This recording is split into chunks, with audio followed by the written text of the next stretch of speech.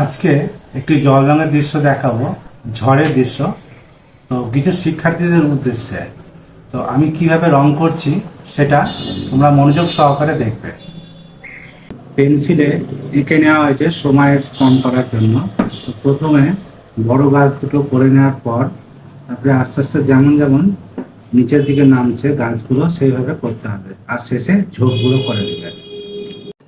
জল নেওয়ার পর কোবাল্ট ব্লু নিবে।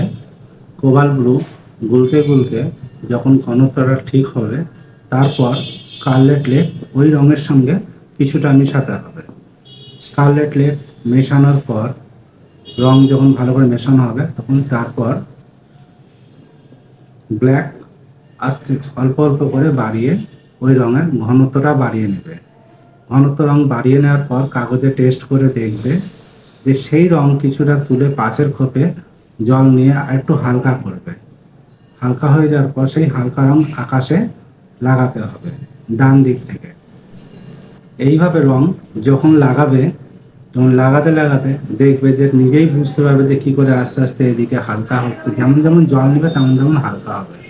আর উপরের যে রংটা যেটা আছে সাদা জায়গাটা, সেইখানটাতে গাঢ় করে মেঘের একটা আকার আকৃতি করে, সেটা একটু যদি এলোমেলো হয় কোনো সমস্যা নেই, কিন্তু উদ্দেশ্য হচ্ছে যে একটু এলোমেলো করে উপরের অংশটা পুরোটা ভরাট করা।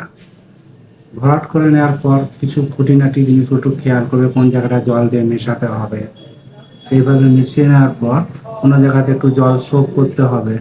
সোপ করে নেওয়ার পর যখন শুকিয়ে যাচ্ছে, তখন পরে আবার অন্য রং আগের রঙের সঙ্গে তখন স্যাপ গ্রিন মিশিয়ে একটু ঘনত্ব তৈরি করতে হবে। ঘনত্বের জন্য এক এক সময় একটু ব্ল্যাকও নিতে হতে পারে।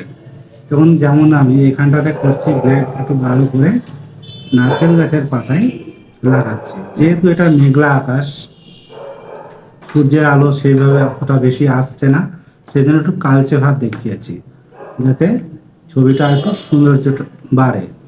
আর আশপাশের যে আবহাওয়া, সেটা একটা ঠান্ডা প্রভাব যাতে আসে, গরম যেন না মনে হয় কোনো রকমভাবেই। এইভাবে রং লাগাচ্ছি একে একে স্ট্রোক দিয়ে দিয়ে। প্রথমে উপরের দিকগুলো রং করছি গাছগুলো, যাতে কোনো সময়তে হাতের তলায় রং যেন না লাগে। তো তোমরা এইভাবে রং যেভাবে আমি লাগাচ্ছি তোমরা দেখতে থাকো। পরের রঙগুলি যেভাবে দেখানো হচ্ছে সেভাবে ফলো করবে, আর তোমরা এইভাবে অভ্যাস করবে।